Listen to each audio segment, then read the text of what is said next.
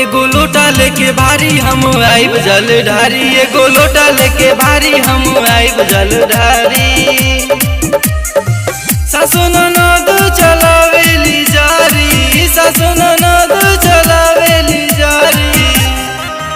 एगो लोटा लेके भारी हम आइब जल ढारी, एगो लोटा लेके भारी हम आइब जल ढारी। ये दिक्कत बा बाबा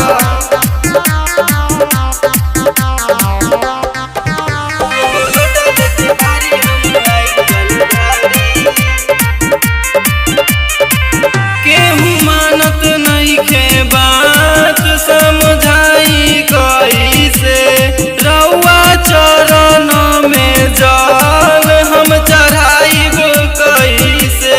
अरे बाबा केहू मानत नहीं के बात समझाई कैसे, रउआ चरण में जल हम चढ़ाइब कैसे।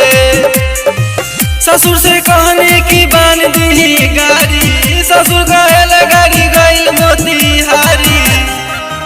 एगो लोटा लेके भारी हम आइब जल ढारी, एगो लोटा लेके भारी हम आइब जल ढारी।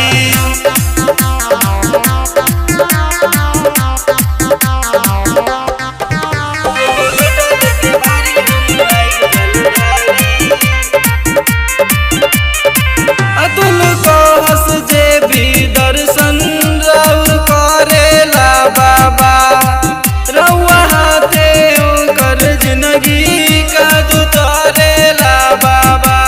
अजी सुना तानी नु अतुल को हसुजे भी दर्शन राउर करेला बाबा, रउआ हाथे ओकर जिंदगी का दुतारेला बाबा। अब हम पकड़े बरोड वाला गाड़ी, शासन चली चाहे कुली ना के वारी। एगो लोटा लेके भारी हम आइब जल ढारी, एगो लोटा लेके भारी हम आइब जल ढारी। Recording studio.